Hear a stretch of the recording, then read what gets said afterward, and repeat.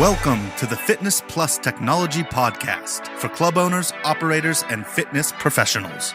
Each week, host Bryan O'Rourke brings you an expert interview with a global influencer at the crossroads of fitness and technology.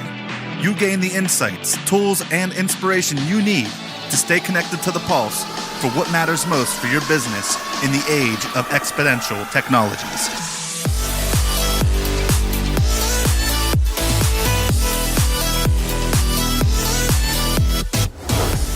Hello, listeners. Bryan O'Rourke here. Thanks for joining us today. I hope you're recovering from the IRSA 2019 event in San Diego. It's going to be back in San Diego in 2020 as well. Thanks to everyone who attended my talk on Wednesday morning on the 5 fundamentals behind competitive advantage. That deck will be in the show notes here, or you can Google my name and IRSA 2019. I also want to thank all the people that showed up for that roundtable discussion on technology. We will share that as a podcast in an upcoming episode, so I hope you find that valuable. Today on our show, we have a gentleman, Dean Giamundo, who I got to talk with a number of weeks back. And what's interesting about Dean is he worked in the gold system for a number of years as an operator and had a technology background prior to that.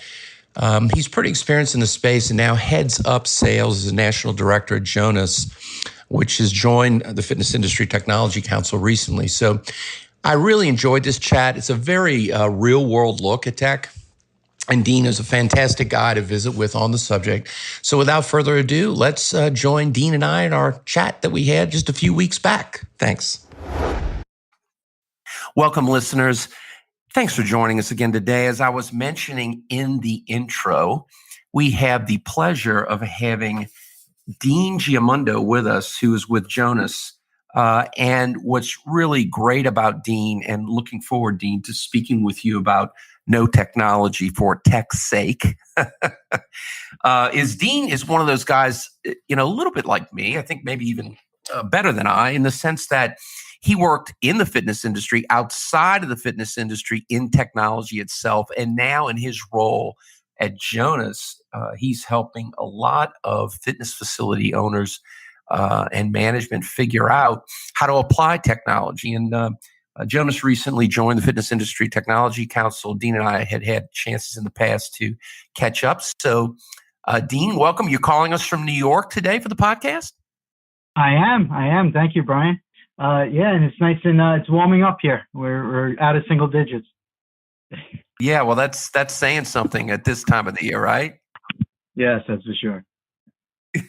Well, we had some great chats before, Dean, and I know you are an operator with Gold's Gym. You've been in the business. You've also, as I was mentioning, have worked in technology in general. And I thought we had a great chat about an idea that I've touched upon in the past, but you really did a great job of illuminating even more, is this whole thing around technology. And for our listeners, they really tune in with respect to tech, so it's important to them, is this idea of the shiny bauble, technology for the sake of technology. And that is a big mistake, right? Can you expound on that a little bit, given your experience? Yes, without a doubt. So, technology, it's alluring, right? It makes you look at something like, oh, I really want that. If you don't understand what your real problems are and trying to solve the real problem, sometimes you could bring technology in and it can cause disruption that's not a good disruption within your facility. So you have, you're taking people out of their day-to-day work. They're working to implement a piece of technology that might not even be able to help you. So, it's something that the first thing you really need to do, just like any business issue, is to identify the problem and then start to build out, okay, well, is it a technology problem? Is it not? And we can, we spoke a lot about that. But I've seen it from, I've been in the industry and I've been working technology since the late 80s. And, I've seen it in all different industries. And, everybody wants the new, latest and greatest. And sometimes that's fantastic. It puts you ahead of the competition. Other times it could drag you down and not keep you focused on what's important. Yeah, I agree. I was Paul of Wexner, the CEO of Wexner, and I've talked about this along with a number of other leaders. where the notion of what is your business strategy, what are you trying to do with your business and why, and understanding the way you're delivering experience today and understanding your business model first to be thoughtful. A lot of people, they approach technology as almost separate from their underlying business strategy. Why do you think that is, Dean? So, I'm feeling, I feel it again. It is that shiny bell and whistle, right? It's something that they hear people talking about. They feel that they're behind because they may not have something, and it takes them off course. You need to be on course. And I talk a lot about the difference between a goal and a mission. So we have in this industry, we have some very passionate people who have some really good missions of their company, make people healthy. There's a couple within the Gold's Gym family that their mission is to actually make their community as a whole healthier, right? So things like that, and those are awesome. When you have the true goal of the company, really all that I see for almost any company is to make enough profit so you can continue fulfilling your mission, right? So if you have to look at what is going to make you profitable, and I think we talked about it before and we laughed about it. You can really do anything with health technology that you can do with it. The problem is it may take 10,000 people to do the same thing technology could do in a couple of seconds, right? So it's you need to really identify what that problem is. And I think that's what people just get, they don't want to feel like they're left behind, and they think they need to jump on something, and sometimes it might not be the right choice. Yes. And do you think, I've told people this, and I know it may sound a little self-serving. I don't know if it is or not, but I think that the challenges aren't the challenges that many people don't know what to really prioritize. I mean, do you think, how do you do that? I mean, what I was alluding to in the self-serving is, having an objective person kind of help them or some subset of colleagues or whatever it would be. Is that one of the things that you recommend, or how do you help a fitness business owner know what is a priority with respect to their business and how technology can fit? Yes, yeah. Well, the first thing, without a doubt, you need help, right? So besides internally and people within your club, you should turn to looking at advisors, consultants, also people who are in the same boat as you are, right? So how many other club owners can you reach out to who might have had the same issues and maybe solving or using the technology that you're looking at today? But the questions and how you do that personally, what I feel is trying to identify the true problem. And, you may see the surface, right? So like, as in my role, I'll get people calling me all the time, and I want to change my customer management software because it's just taking too long. I want a faster way for my sales, give an example, faster way for my sales reps to sell memberships. So my job is to continue finding out what the real problem is. So I'll just keep asking, well, why? Why do you want that? Well, it's just taking too long. It's my sales reps are complaining. Well, why do you feel they're complaining? What are they complaining about? And as you start digging, and then, sometimes you get to the point where it says, it's because people are stuck waiting, and then either they're leaving, or by the time my rep gets to them, they're so upset that it becomes a very hard sell. Boom, you hit the true problem, right? Potential members are either leaving or we're giving them a poor first experience, and that's what has to be resolved. And how do you resolve that? Yes. And so in general, when you talk about those things, and that's a great example, by the way, Dean, which is pretty clear cut. In general, when you think about it now, being in the industry, for a number of years after you worked in some other areas, but in operations, because I know you had a lot of experience in personal training and other aspects of membership sales. What has changed in your mind, since the mid 2000s to today with regard to the customer? What are you seeing with your clients now, and compared to what you used to see, maybe 10 years ago? Okay. Are you talking about the members coming into the club, or are you talking about the clients to the members coming into the club? Yep. Yeah. So number one, they have a lot more information than they ever did before, right? So everything's online. So they walk into your club already knowing the other clubs that they're going to probably be looking at, right? They have a lot more there's a lot more competition around, so they already, so you're already a little behind that eight ball there when they come in, because by the time before it used to be, get those cards out there, get people filling out stuff, the lead cards, and then getting out to them. Now they're coming to you more than anything else, right? And they're coming to you either from checking out on the web or driving by, but they're driving it a lot more, and that's happening in every part of the field. That even happens with our customers, right? We, instead of a lot of outbound, we're seeing more inbound. We have to drive more inbound traffic. So that's been a big change. Also, communicate, because they have so many options. The person who communicates best is going to win that deal, right? So that person walks out that door and has not signed. You better have a way to continue reaching out and touching that person.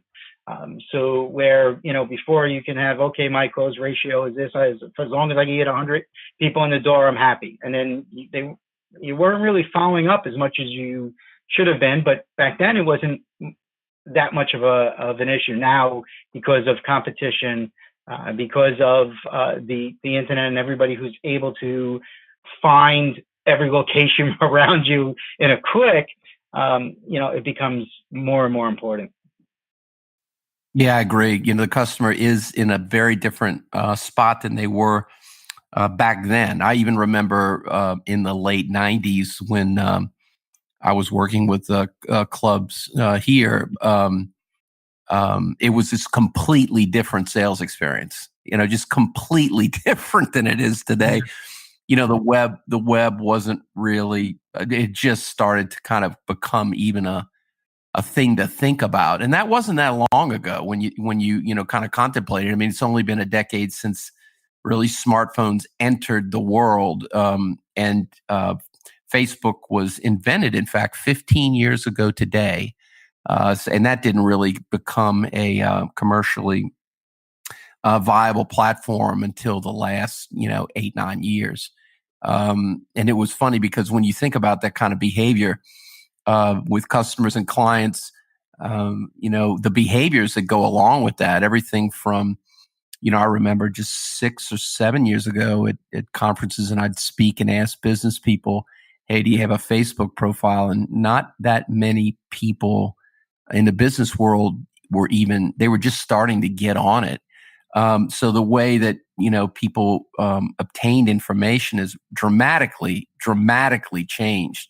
And so with respect to that and with all your clients, what are some of the things you're touching on with them as being really important to their businesses, giving that and other kind of changes that have occurred because of tech? What are some of your key points that you try to focus on?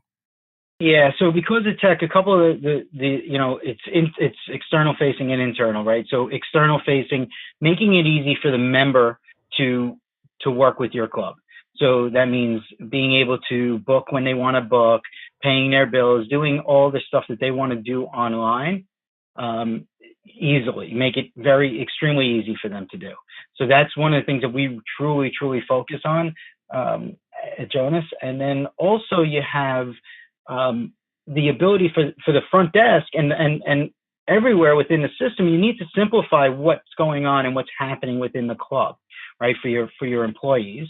So all that has to be done. And then the biggest, and I know that you are a big proponent in this because I've heard this from you probably hundreds of times, but it's, there's no software that is going to do everything for you, right? So you need to have the understanding, and what we do here with member management is that you are, as a member management system, you are the foundation, right? And then from there, everything you can pick and choose technologies that easily integrate, right? So for us, we need to have true full integrations with as many partners as possible, because that's what's going to help. You can't have 14 different pieces of software all running autonomously throughout your club, and then you have to expect to be able to get a lot of information and get it to work smoothly for you. So you need that bridge or that foundation that's going to bring it all together.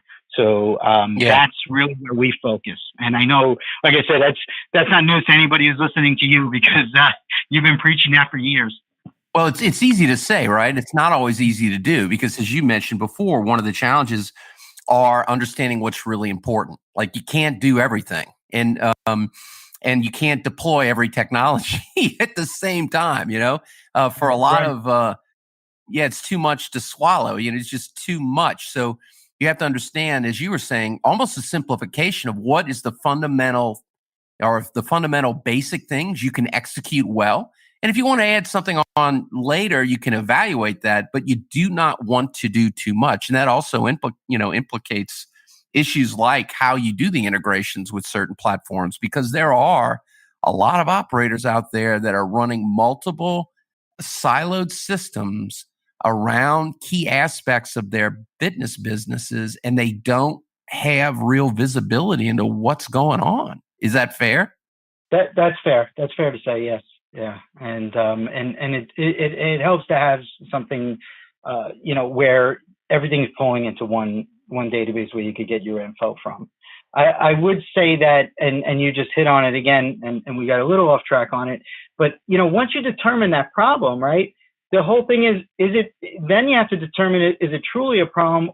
And if it is it a technology problem? And what I mean by both of those, so is it truly a problem? And I think the analogy I had spoke to you about earlier on was the fact that, you may think you have a problem because, let's say I say, I'm losing $40,000 a month in my EFT draft. It's declining. And then I, come out and say, well, I'm drafting $4 million, right? So, okay, it's a very 1%, whatever, if I have my math right, where the industry average is 8%. So new technology is going to fix that. It's not really broken. It's actually working better than, everybody at 1%. So you need to identify, okay, I think this is a problem. I'm losing 40,000. Am I really declining? If 40,000 people, is that really a problem? No, because that's just the industry, that's just credit cards and in general. And so in any case, so you identify that, okay, it is a problem, let's say. Then the next step is to go, well, is it a technology problem? So going back to that whole thing with, people sitting and waiting. All right. So there is a true problem. Customers are sitting and waiting and walking out the door. You never want that. You never want them upset. So, what could be causing that? Do I have enough salespeople during my busiest times? Is my process all screwed up, right? Can I have another staffer maybe do the tours while the rep is finishing up a contract? And then, lastly, it could be technology. And is the process just too long and cumbersome? Is it manual? Do I not have signature pads? Do I not have a way to easily sign and get them through the process in a quick fashion? If that is the problem, now it's time to, as we were just talking about earlier, start to make sense. Start to make some phone calls, talk to other people, other club owners, talk to some consultant, get a consultant in who can help you with that specific piece. And that also, there are a lot of amazing consultants in this industry. I think it's important to find out the strengths of each one and understand that by talking to people they've worked with, right? Because some have different strengths. And if you're looking for somebody who's going to increase your PT and help you design a programming around that, it may be different than the person who's going to help you with deciding what technology is best for you. Exactly. That's very, very true. And it can be complicated in the sense that, to your point, not all of these fitness business models are the same. Some of them are offering a very simplified set of services. Others a more complex offering of services. It's varied quite a bit from operation to operation. So it's certainly not cookie cutter. If you have someone that, if you have someone that understands a boutique training center, that's one thing compared to a 50,000 square foot, low cost model that's very, very straightforward in what it delivers from a service perspective. So it is varied quite a bit. I think it's gotten more varied, and that makes the application of technology even more relevant because, as you've been saying, if it's not thoughtful, if you don't really understand what your opportunities and challenges are, very hard to know where to go from there. What would you say? I mean, in our, we generally speaking, looking at the industry space, we would estimate that probably about 30 to 50% of the marketplace in operations in the United States could really benefit from the process of going through and understanding a simplification of their operations and a proper kind of application or ideal application of various technologies. We think there's a lot of opportunity out there for people to rethink and apply technology tools. What is your sentiment about that, Dean? So, yeah, I believe it's a lot higher than that. I think almost any company can benefit from simplification processes, from going through operations. I know we're doing that today at Jonas, but when I worked for another company in an MPD group, which was a market research company, and I was IT project manager there, we went through that. And just bringing in, I'll give an example, and it's outside this whole industry completely, but SharePoint. So everything at the time was emails back and forth, spreadsheets going all over the place, and everybody editing the spreadsheet, and nobody knew what the latest version was, right? Where's the latest version? Creating, just building up a little SharePoint site, which is like sort of like a web page that has data in it, and putting the spreadsheet there increased. I'm trying to remember the numbers. It's been so long, but we did document it. And it was a tremendous amount of increase in efficiencies and time we cut 30% off of the time on some of our projects and 50% on others, just by looking at that one area and saying, okay, and that's it. And we talked about that. You said it before I said it. Don't try to fix it and solve everything. And that's something that the consultants can help you with. You're going to have 6, 7, 8, 10, 100 problems in your club. What are your top 2 to 3? That's it. Top 2 to 3, and how do you rate them?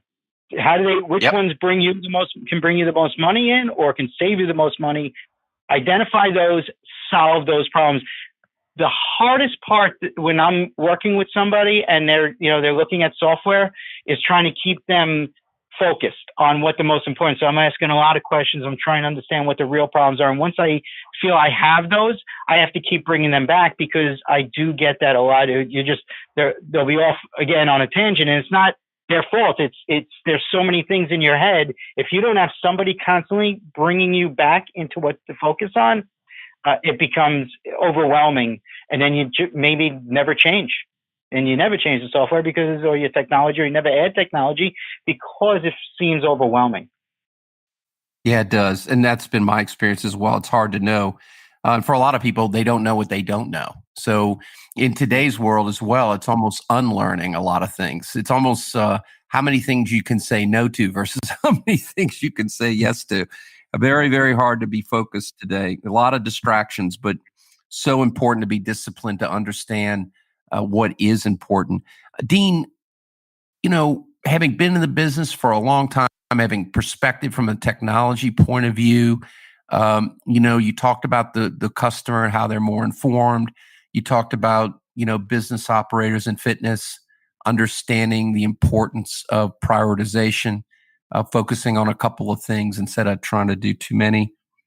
What other pearls of wisdom? Is there another pearl of wisdom you can share for our listeners that you think is really important to be thinking about right now in the industry space? So I'm going to give 2 if I can, because one is not about the industry itself. It's just about the technology. If you are going to commit to technology and bring something in, you truly have to commit, and you have to have a team set up, and you have to follow through all the way through and be completely immersed in it. Because when I see somebody who fails in any type of technology implementation, it's the ones that sort of had a hands-off approach. Okay, I'm bringing this in. It's going to solve all my problems. The technology is not going to solve the problem. It's the tools, right? So all it's doing is taking a process and making it easier, faster, cheaper for you to use. So that would be my, it's really making sure you commit to doing it right, and make sure that you commit the time. You may feel that you don't have the time. Listen, I owned the club. I was doing everything from, unclogging toilets to selling memberships, to fixing leaks. So whatever it is that I had to do in my club, I was a single club owner. I was running around like crazy. But when it came down to the things that were important, you have to spend the time on them. So that would be my biggest piece when it comes to, if you're bringing in technology. That's a proism that I would say, hands down, is the most important part of it. Yeah, I've had the same experience, and it's hard to know. Did you have another thing you'd like to share?